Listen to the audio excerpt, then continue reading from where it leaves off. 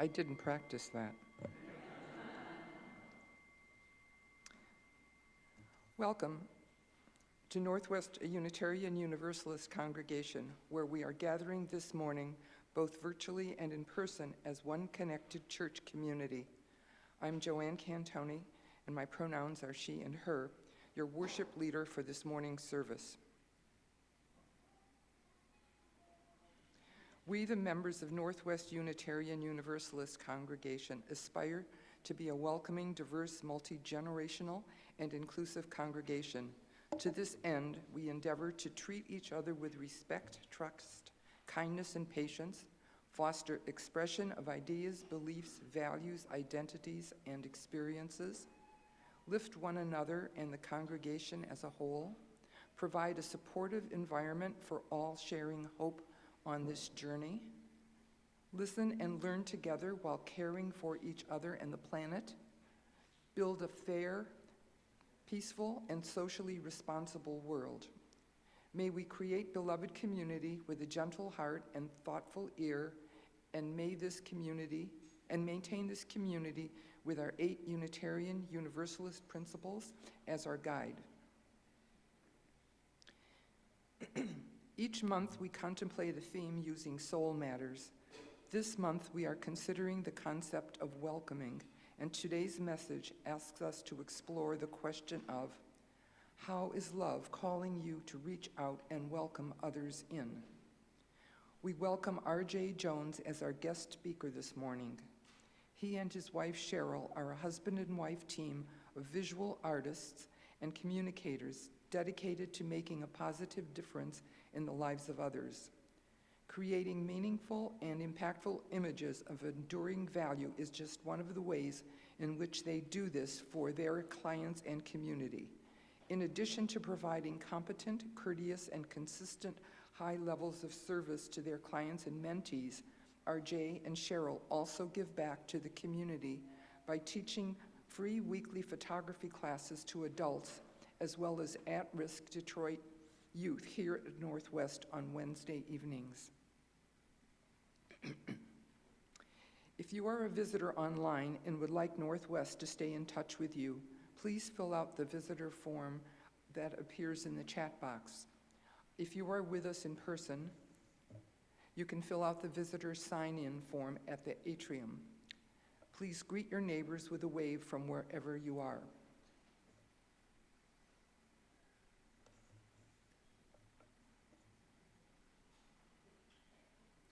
Before we begin the prelude, let us all take a deep breath and settle into a time of worship.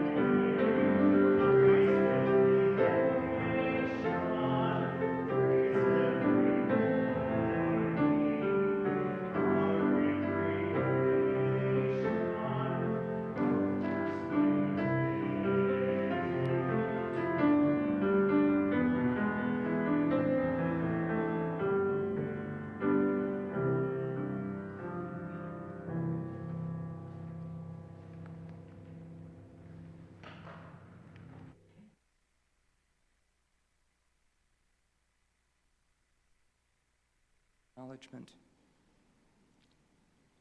We begin our worship service with a land acknowledgment. We honor and pay our respects to the land on which we live and work, which was violently stolen through colonialism, genocide, and forced removal of its traditional stewards. These stewards are the Anishinaabe, the Council of the Three Fires, which include the Ottawa, Ojibwe, and Potawatomi, also known as Ottawa, Chippewa, and Potawatomi tribes. We also acknowledge the people of African descent who were forcibly removed from their land and separated from their families through kidnapping and enslavement, and pay reverence and respect to them for building this country's infrastructure and economy with no compensation or reparation to date.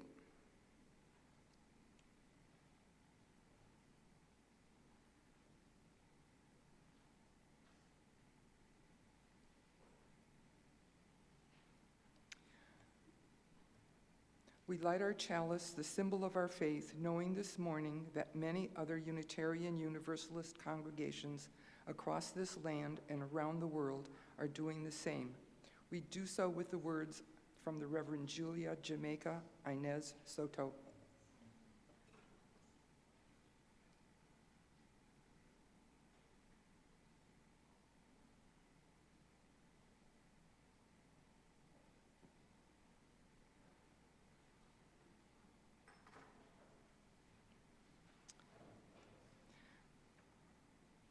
Bring your broken hallelujah here. Bring your broken hallelujah here. Bring the large one that is beyond repair. Bring the small one that's too soft to share. Bring your broken hallelujah here. I know that people have told you that before you can give, you have to get yourself together. They overstated the value of perfection a lot, or they forgot. You are the gift. We will bring some broken things, songs and dreams and long-lost hopes, but here and together we reach within. As a community, we begin again, and from the pieces we will build something new. There is work that only you can do. We wait for you.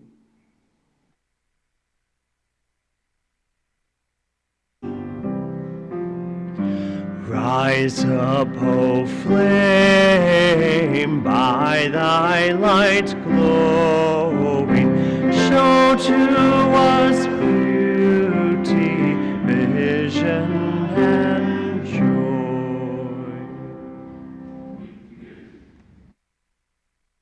Body or spirit, and join me in singing hymn 1037. We begin again in love, with words by Robert Eller Isaacs and music by Les Clean, with a video from the Star King Unitarian Universalist Church in Haywood, California.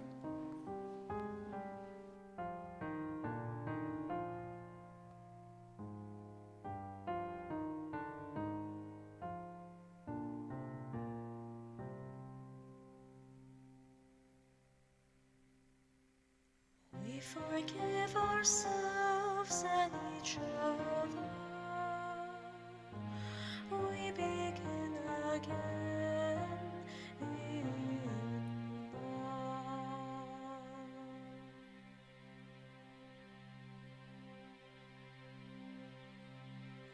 We forgive ourselves and each other. We begin again in love.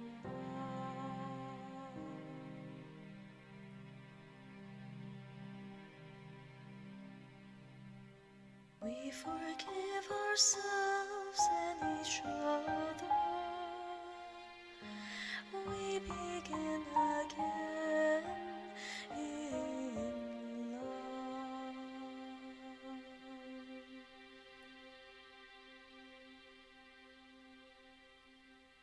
We forgive ourselves and each other. We begin again in love.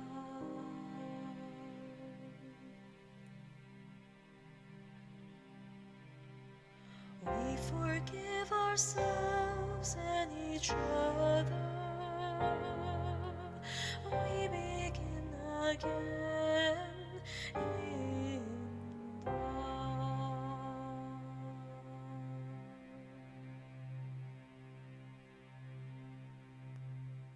We forgive ourselves and each other.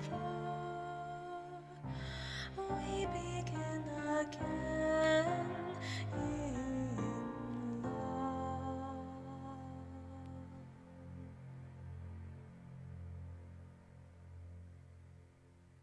We forgive ourselves and each other. We begin again in love.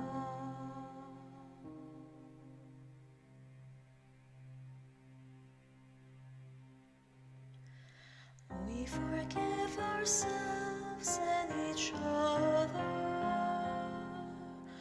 We begin again in love.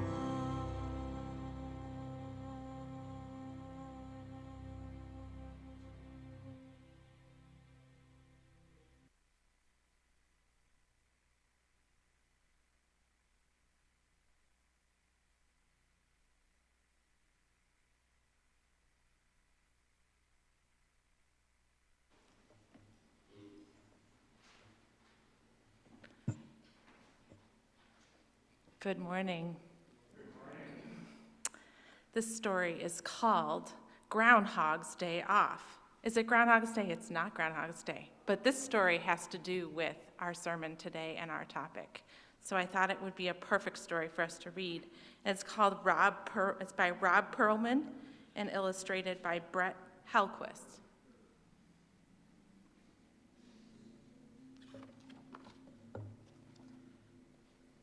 Every year on one special day in February, groundhogs wake up extra early.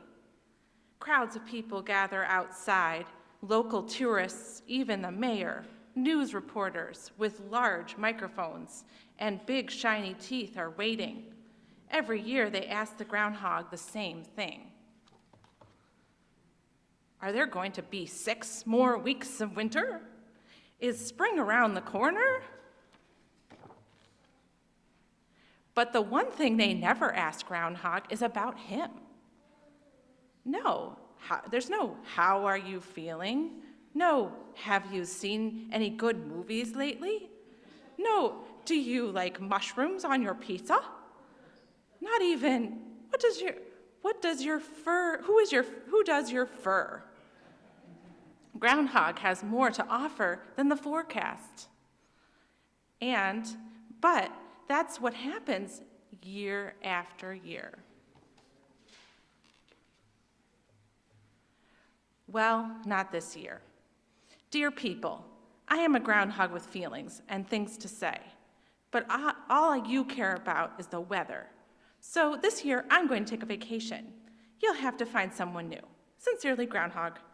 I'm taking my shadow with me, by the way. Groundhog packed his robe, slippers, magazine, and shadow, and headed to the spa. The townspeople didn't know what to do. The mayor thought long and hard and finally announced, "We'll hold auditions for a new groundhog." Lots of animals wanted to try out for the role. Elephant was too big. Ostrich got the whole thing backward. Monkey was asked to leave after an unfortunate banana cream pie incident. Bats, owls, moles, possums' schedules didn't work out. Poor Puppy suffered from stage fright, and Sheldon, well, his shadow just wouldn't behave. This is terrible, the mayor cried. There's only one animal right for the job. Groundhog had been relaxing when he heard the news report.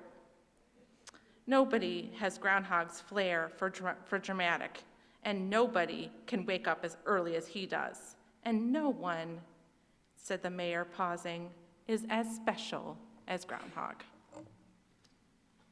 Groundhog couldn't believe his ears. They do think I'm more than just a weather vane. And with that, he threw on a towel and whistled for a taxi. Take me home. Groundhog tunneled under the stage and popped out of the hole.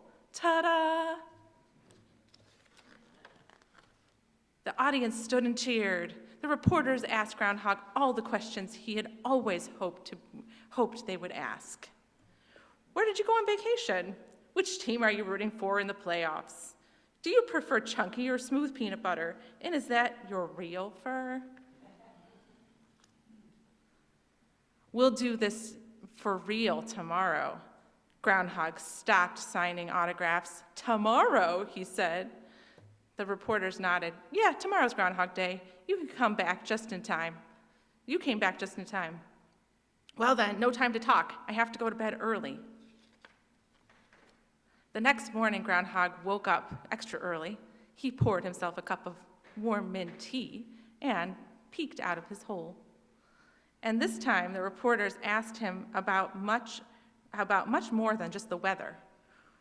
What would we do without you? Bagels or donuts? What would you do with $1 million? Seriously, is that your real fur? You like me. You like me. You really like me, Groundhog said with a huge smile. He finally felt like everyone cared about him. He was very happy. That is, until he climbed back into his hole and turned on the television and saw that the bunny had hopped away. Auditions would be held in the spring. I quit.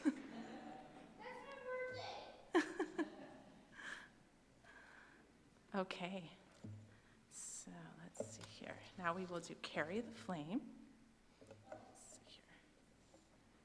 Could I have Annika come up today? Thank you. Let's see here.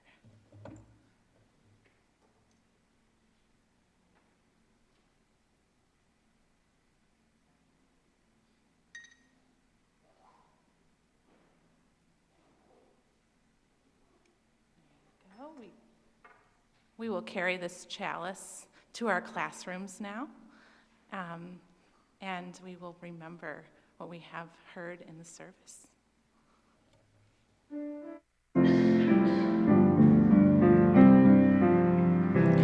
May your mind be open to new learning. May your lips bring truth into the world. May your heart know love and your hands do the work of justice as you go away in peace, as you go your way in peace.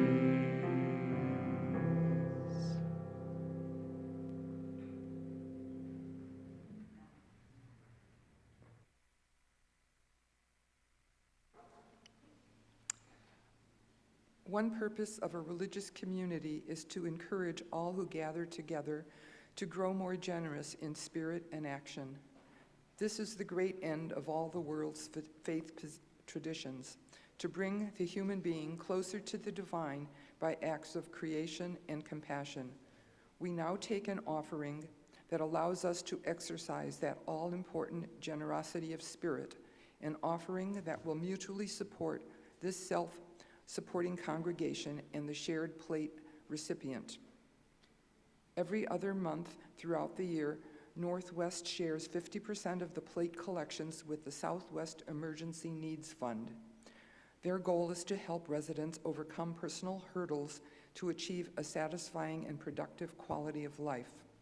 Human Services is a division of Southfield Community Relations. You can do so in a variety of ways that are now visible on your screen. For those here in person, we will pass a collection basket for cash and checks.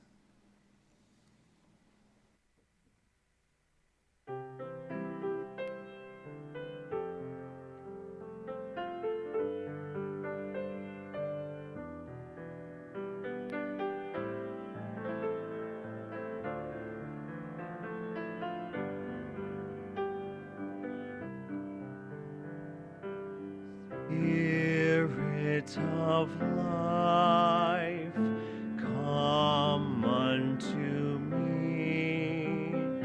Sing in my heart all the stirrings of compassion. Blow in the wind, rise in the sea, move in the hand, giving life the shape of justice. Roots hold me close, wings set me free. Spirit of life, come to me, come to me.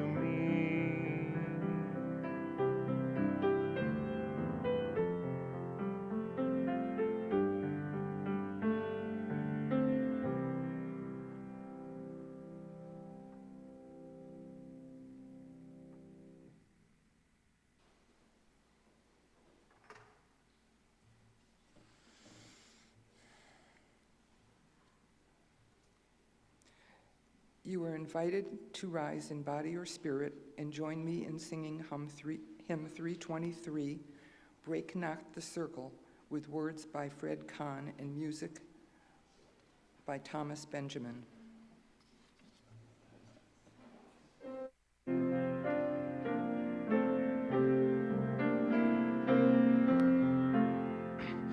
Break not the circle of upheaving love, where people grow more given and forgiving. Break not the circle, make a wider still, for it includes, embraces all the living. Break not this love, come to life, where words of freedom are with you more spoken, and people keep no score of wrong and guilt, and will the human burden unbroken. Join then the movement that our love that frees, till people of whatever race or nation will truly be themselves and on their feet, the eye to eye with laughter and elation.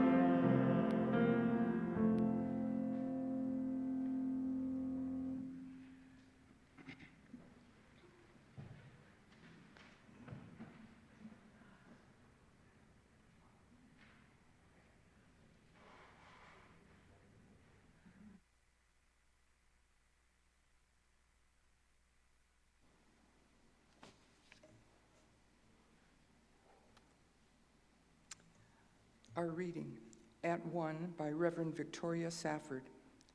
Imagine this.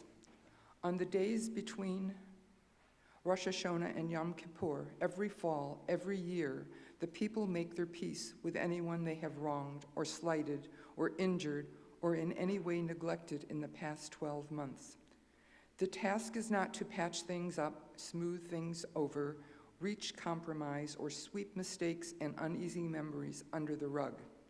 The task is not to feel better. The task is ownership. The goal is truth for its own redemptive sake. I did this. I said this to you, and it was wrong. I neglected this. I botched this. I betrayed you thusly. I demeaned you, whether you knew it or not. This is the truth in which both of us are living. I ask you to forgive me. Imagine how many deep breaths you would need to take. Imagine how many doors you'd have to knock on, how many phone calls you'd have to make, how many letters, how many lunches and coffees, how many awkward moments with your children, with your parents, and with strangers, that cashier to whom you were so sharp. Awkward is irrelevant. The task is not about comfort. It is about truth, about wholeness and holiness, restoration. Imagine this. Someone has been preparing all year to speak with you, to write to you, to ask you a hard question. Perhaps in some way, not quite conscious, you have even known this, and you have been preparing for it. Finally, you answer the door or the phone or open the letter with shaky hands, and there it is. What you thought you'd been longing for, but really have dreaded. Someone is asking your forgiveness. The task is not about comfort, it is about truth. Awkward is irrelevant. You get to choose now. You have to choose whether and how you participate in restoration. Abandon the pleasant piety that claims knee-jerk forgiveness as the unquestioned moral course. You get to choose which way will be right in this case, between you as persons and with all your gods. What response will make the world more whole? Imagine. Something yearns in us to come round right, something creaky, rusty, heavy, almost calcified within us tries, in spite of us and all of our fears and self-deceptions, to turn and creak and turn again and come round a little truer. Something in us stretches towards conversion. Imagine healing, holy from within.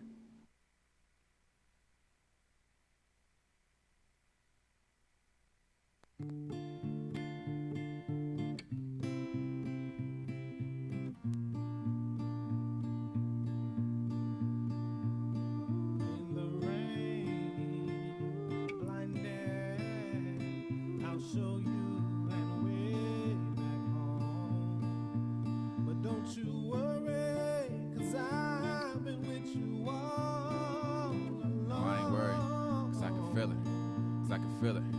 Yeah, they said it's hard to really see it, and the reason why we living. Don't chase it with your eyes, can recognize it till it's given. The world in front of me became the molding of my vision. The pain that came to me is what I blame in my decisions. How can I find the courage when my heart is feeling missing? How do I find a time when I know that the clock is ticking? I'm a soldier for this love, is guaranteed to be my mission. Wish I could find it easy like I see it in the children. Hey, looking back as I move forward, Sankofa, I want a love that explodes, call it a supernova. What it takes to reach the heavens, let me stand closer. Put the pieces all together, witness Jehovah. God is patient with his son, he plant the seed and let it grow. When I love it unconditional, I learn to let it go.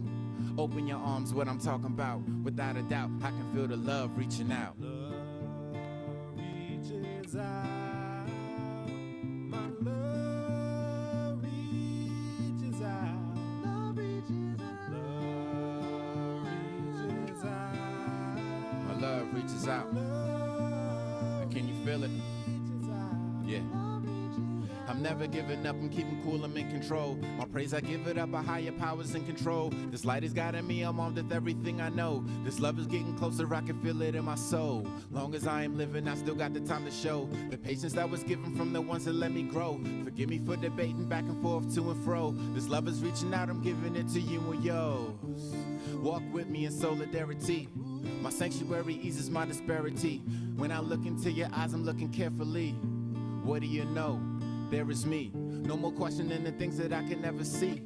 Touch, taste, smell, hear, no more mystery. Just the faith that's stronger than my pain and misery. I found it in myself and I will forever be.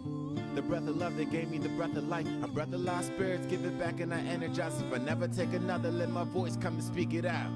And give you the feeling of love reaching out. love reaches out, Yes, it does. my love reaches And I can feel it, I can feel it, I can feel it. Hey.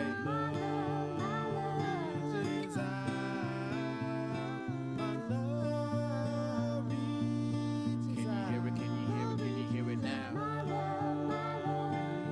Oh, yes, it does.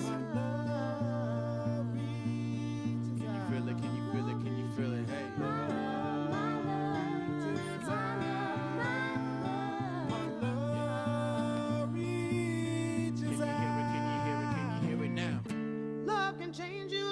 it grow. The seeds will reap the love you sow.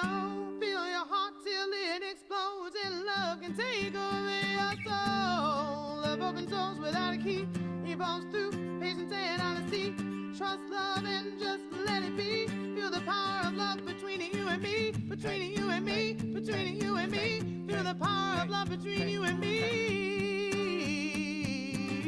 Love reaches out.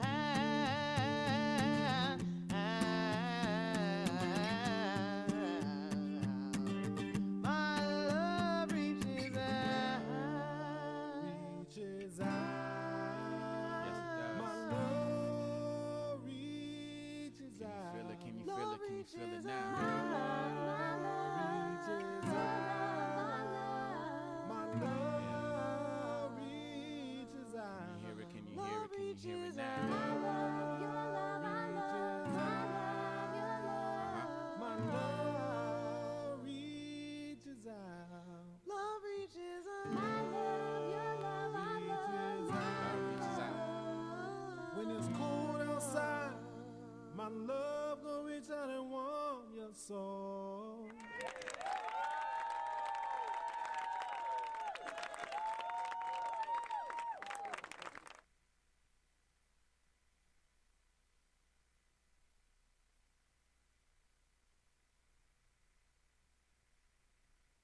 Good morning, Northwestern. It's so good to be back with you. I want to thank Ben. He had asked me for my assistance with putting the service together, but we've been really busy. Can we turn that echo down a little bit? Thank you. We've been really busy, and so he took care of that for us, and I just want to thank him. Joanne, thank you for leading such a beautiful service. The readings and everything were just wonderful. Enjoyed the music, too, the accompaniment from Brandon. Let's just give him a hand. I'm a musician, so I appreciate good music. It's so good to see you all again. When I teach photography, I always explain to everyone that there are levels to photography. So a lot of times on Wednesday night when we're teaching here, we're just kind of scratching the surface of all of these different issues. And whatever we study, we can, come back to next week and a week after, as we've done with some subjects, and just delve deeper and deeper into those subjects. I'm going to approach the topic this morning in the same way. I'm going to scratch the surface. I'm going to give you some things to think about and to consider, and maybe at some other point, we can delve deeper in a different context or even in personal conversations and so forth. So my title this morning and subject this morning is You Almost Had Me at Hello. You almost had me at hello. The power of a simple greeting for combating racism. The power of a simple greeting for combating racism. Some time ago, my wife and I did a couple of photo shoots at a mixed but predominantly white congregation, or for a mixed but predominantly white congregation. One Sunday morning, while we waited outside the sanctuary for service to conclude, we listened to a sermon about how everyone, but especially white people, can and should work harder than ever to become more anti-racist. When the sermon ended, the typically reserved congregation spontaneously erupted in thunderous applause. Surely they had just heard an excellent sermon about anti-racism, as several of the congregants later exclaimed after the service. There was just one problem.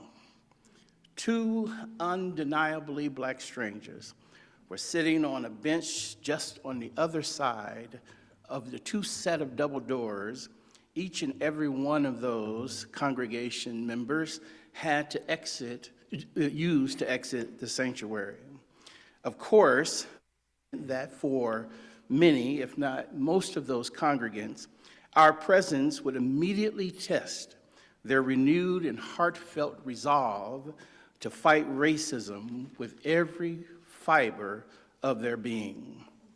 So what did these freshly galvanized anti-racists do when they exited the sanctuary, only to encounter black bodies with which they had little to no familiarity?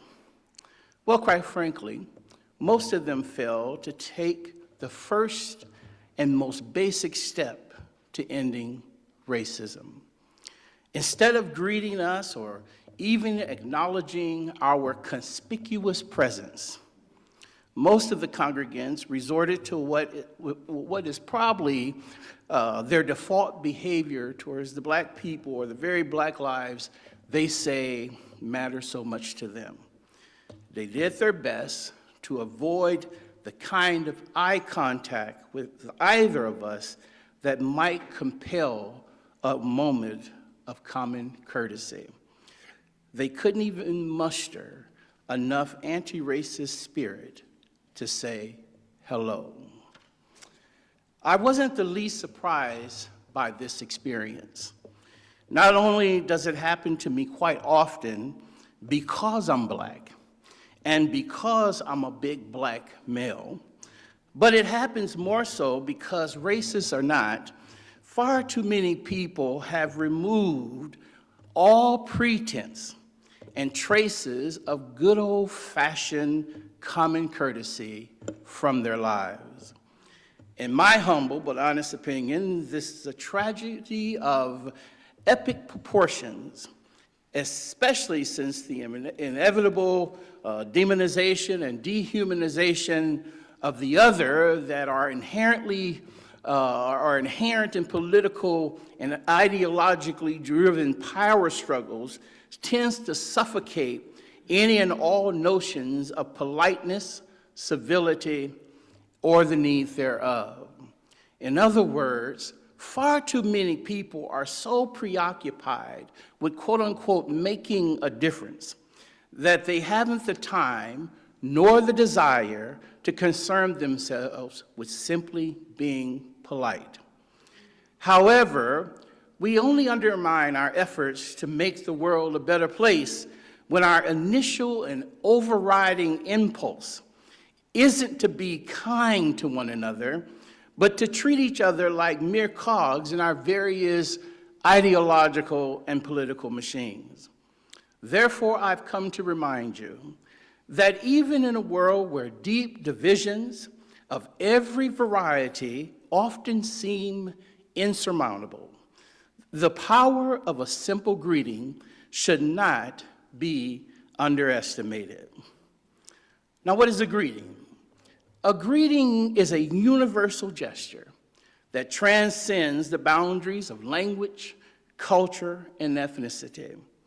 And be it a warm smile or a nod or a verbal hello in any language, it possesses the remarkable potential to bridge gaps, dismantle stereotypes, and combat racism. It's a small yet potent gesture that can foster a sense of belonging, challenge prejudices, and promote understanding among people of diverse backgrounds, which is to say, the first, the easiest, and the most basic step anyone can make towards affirming the humanity of black people, or any person for that matter, isn't to speak truth to power, but to first speak in this sense. Extend a kind greeting, and if the opportunity presents itself, be genuinely interested enough in our lived, complex, and diverse experiences to engage us in real, meaningful, and even life-changing conversation. In so doing, you might discover that you can change the world for the better and dismantle racism and oppression, not just by preaching, pontificating, protesting, posturing, and politicking, but perhaps even more so by making and maintaining truly authentic connections with oppressed people themselves. Besides, racism thrives on ignorance. It thrives on fear. It thrives on insulation. It thrives on social isolation. It thrives on othering, and it thrives on collective narcissism. Indeed, racism festers in the absence of deep human connections across so-called racial bounds. But when we extend a simple greeting to someone who may look, who may speak, or think differently from us, we begin to break down barriers and pave the way for meaningful and what I call mending interactions. Moreover, a sincere and friendly greeting serves as a reminder that behind every face, not just black faces, but behind every face is a unique story, a fully human life filled with experiences, hopes, and dreams. Indeed, a simple but sincere greeting reinforces the idea that we are all part of the same human family, equally possessing basic human dignity and deserving of respect and kindness. A greeting is also a powerful tool for challenging preconceived notions. When we approach someone with an open heart and a simple hello, we create what? An opportunity for them to defy stereotypes. When we approach someone with an open heart and a simple hello, we create an opportunity for them to defy stereotypes. They may not fit the mold we had knowingly or unknowingly assigned to them, and this realization can lead to a significant shift in perspective. It can force us to question our assumptions and encourage us to see individuals for who they truly are, not who we assume them to be based upon their appearance, their background, or even caricatures. Greeting someone from a different racial or ethnic background can also have the ripple effect of combating racism within communities. When one person takes the initiative to greet and engage with someone from a different background or ethnicity, it can inspire others to do the same. Over time, this can create a more inclusive environment where everyone feels truly welcome and valued. Communities thrive, in fact, when individuals feel connected and valued. A greeting can serve as a foundational building block in creating that sense of community. When we greet our neighbors, when we greet our colleagues and our fellow citizens, we contribute to the fabric of society. These small acts of kindness can lead to stronger, more cohesive communities that celebrate real diversity. Furthermore, the power of a simple greeting lies in its ability to build bridges of understanding. Conversations often begin with simple greetings, and these conversations can lead to shared experiences and shared perspectives. Through dialogue, we can uncover commonalities and dispel misunderstandings. We can learn about each other's cultures, traditions, and histories, fostering a deep appreciation for our shared humanity. In addition to challenging racism, greetings can also play a vital role in dismantling implicit biases. When we make an effort to greet and connect with people from different backgrounds, we become more aware of our own biases and prejudices. We begin to recognize that our preconceived notions are often unfounded and unfair. This self-awareness can motivate us to actively confront and unlearn our biases, contributing to a more inclusive and just society. In conclusion, the power of a simple greeting should not be underestimated in the fight against racism. It is a small yet mighty gesture that has the potential to humanize the other, challenge stereotypes, build bridges of understanding, and inspire change. By extending warm greetings to those from different racial or ethnic backgrounds, we can foster a sense of belonging and promote empathy, ultimately working together to combat racism and create a more inclusive world. So the next time you have the opportunity, don't hesitate to offer a sincere, heartfelt greeting, a smile, a nod, a friendly hello to someone different from you.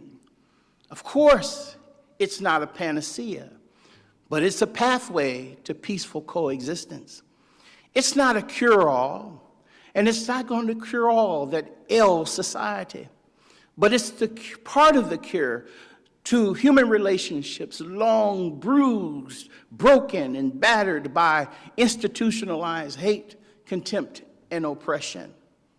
Doing so is certainly not an end in itself, but one means among many, whereby we can make society more congenial, more loving, more empathetic, more compassionate, and more responsive to the greatest of our human needs. Indeed, it's a very small step, but it can lead to a giant leap toward a more just and harmonious society. Thank you for listening. I'm looking forward to seeing where our next greeting might lead.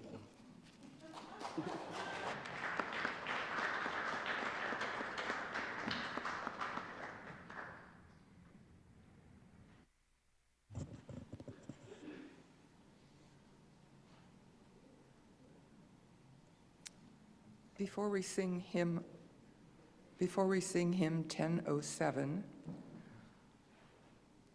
There is a River Flowing in My Soul, with words and music by Faya Rose Torre, I want to tell you that the video we just saw, Love Reaches Out, was created by artists at the sanctuaries in Washington, D.C., and the video was by Eric Martinez Resley. So hymn 1007.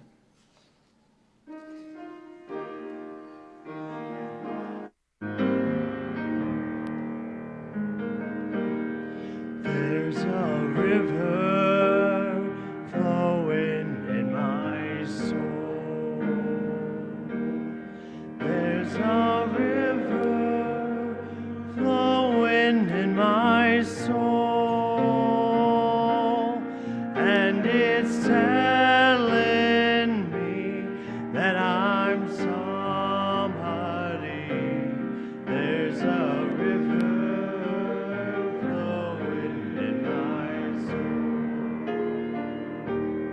There's a river flowing in my soul. There's a river flowing in my soul, and it's telling me that I'm somebody. There's a river flowing in my soul. There's a river flowing in my mind. There's a river flowing in my mind, and it's telling me that I'm somebody. There's a river flowing in my mind.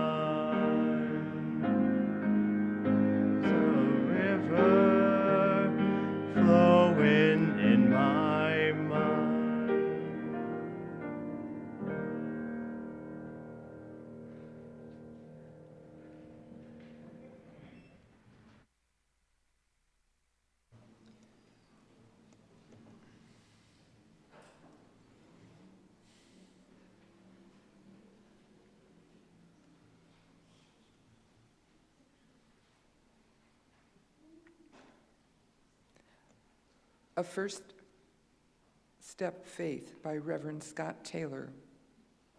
Go with faith, not the kind that is called to move mountains, but the quieter sort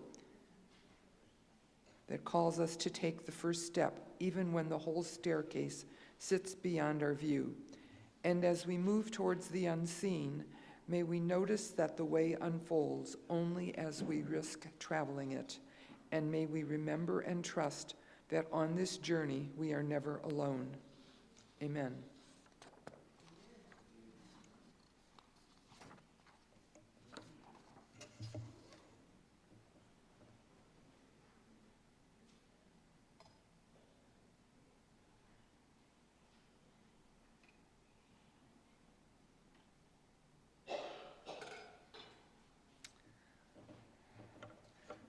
I have some announcements.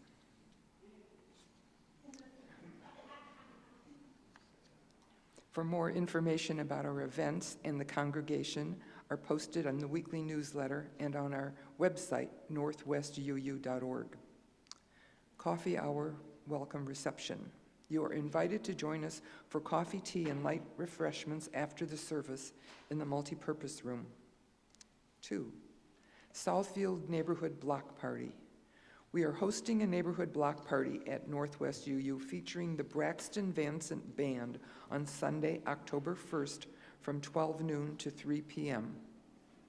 The Braxton Vincent Band is one of the best show-stopping entertainers in the country.